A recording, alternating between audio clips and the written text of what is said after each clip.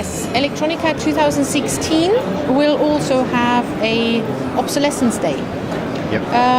Obsolescence becomes a very, very important subject to consider, and PCN Global is taking part during this day, obsolescence day, on Thursday.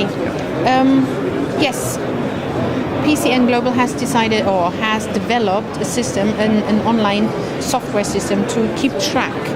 Can you tell us a little bit more about that? Yeah, so first of all, the system is based on Smart PCN. Smart PCN, this is a standard that had been developed by the COG because every company has the same problem. They get hundreds of PCNs and they have to proceed with them or to process them manually. Now with our system, we have built up a database, and this database we have up to now, by today, more than 5,000 Smart PCNs. We have covered 250,000 parts. And our system here, the PCN cockpit, that does automatically synchronize with the database.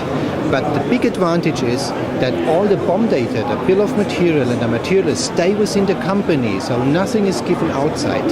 So every time there's a change on the bill of material or a new Smart PCN, the system automatically detects, oh, there's a match on the bill of material, so you can load it.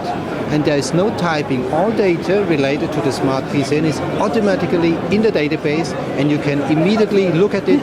You see the part numbers, you see the affected products, and so on. Do you actually have a good level of acceptance for Yes. the system already? Absolutely. So everybody that comes here and looks at the system says, wow, great, I'm waiting for that. Good, good. Thank you. You're welcome. Our second station on our COG-run is at Bebro Electronics. Thank you very much. I'm talking to Mr. Sommer. Bebro Electronics is an EMS provider who actually has to tackle the problem of obsolescence quite severely. How do you actually manage that problem in your everyday business life? Yes, we have more than 15,000 components in our stock.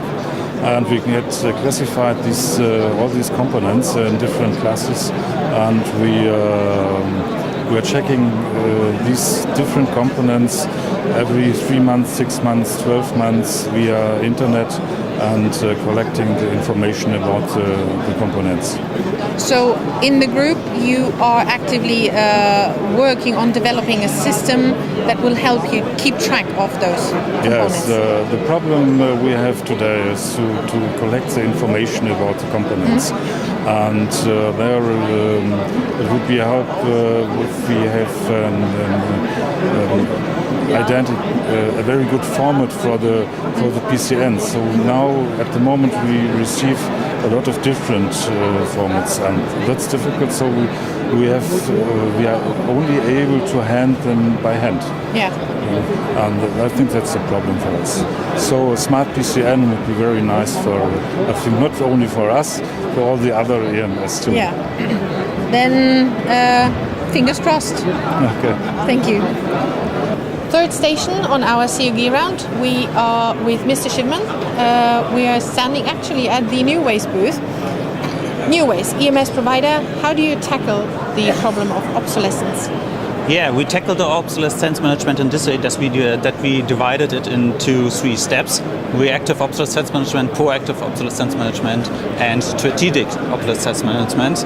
I try to explain it in a short way. Reactive obsolescence management, we are reacting on the PCN, PDNs we will receive from our suppliers and transfer to our customers, and try to find a solution together with them to avoid this obsolescence. Proactive obsolescence management, we can offer a life cycle check to our customers, so that we can say how valid are the parts for the future. So how is the comment regarding the years to end of life forecast, and in which step of the life cycle the product is currently.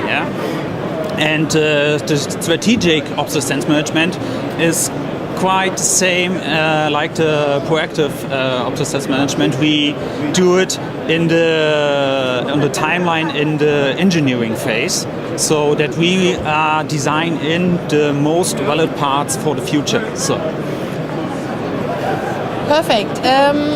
COG, what benefits do you actually see in participating in the group as such? Yeah, why we joined the COG is that it's a really good platform to exchange information about what happened in the market and in the technologies and how other companies handle this topic. Thank you very much, and I hope you're going to continue having a wonderful and successful show. Thank you too. Bye. Yes, fourth step or fourth stop on our COG round. We're at COG, and I'm talking to Mr. Meyer. Thank you very much that you found the time to actually have time for us. Thank you for being here. Obsolescence, a very, very important subject. It is getting more important by the year. Life cycles of products change. How does COG actually tackle that problem? Well, generally obsolescence is very important indeed, I would say. So first must specify all the value of a product, and if we're talking about obsolescence, we're also talking about the value in accordance to the life cycle management of a product. And life cycle management leads to life cycle costs, the entire or total cost of a product over the entire life. Yes. And if you got an obsolete product on the board or somewhere in the system, you will see that your value shrinks dramatically against no value anymore, because you can't sell that product in that case. And so we have to find solutions and ways to prevent all these. And there we have internally some systems implemented to help you or to support our customers in special solutions, really very individually for their steps, for their solutions and their particular products. What was actually the reason and, as a next step, the benefits of going with something like the COG, the group as such? Well, the group as an association, in that case, it's not a typical association.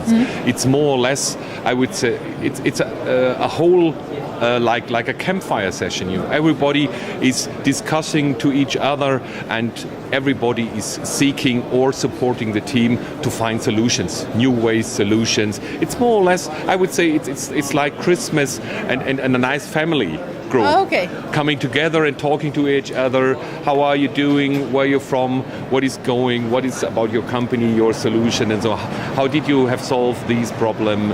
And so you're not actually talking about obsolescence. You're having a party. Exactly. Yeah. That sounds like promising. I will attend next time round. Thank you very much. Sure, you're welcome. Thank you. Obsolescence is a very important subject. It becomes more and more important. The obsolescence group was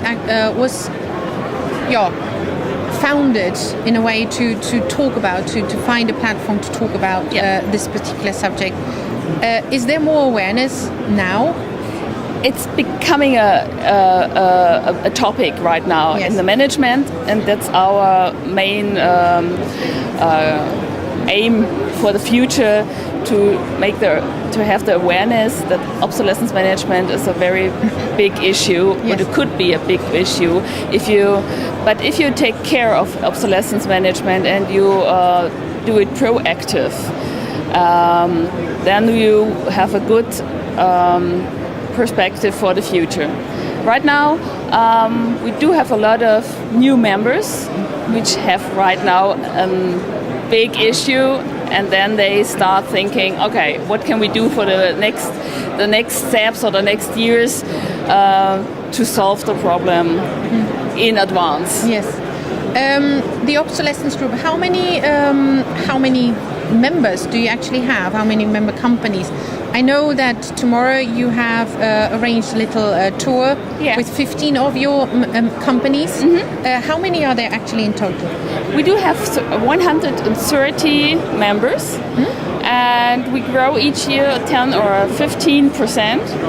And as I started 8 years ago, we have had 50 members. So it's, as you can see, the obsolescence theme is becoming more and more important for the companies. Thank you. Thank you. Final stop in our COG round is HTV.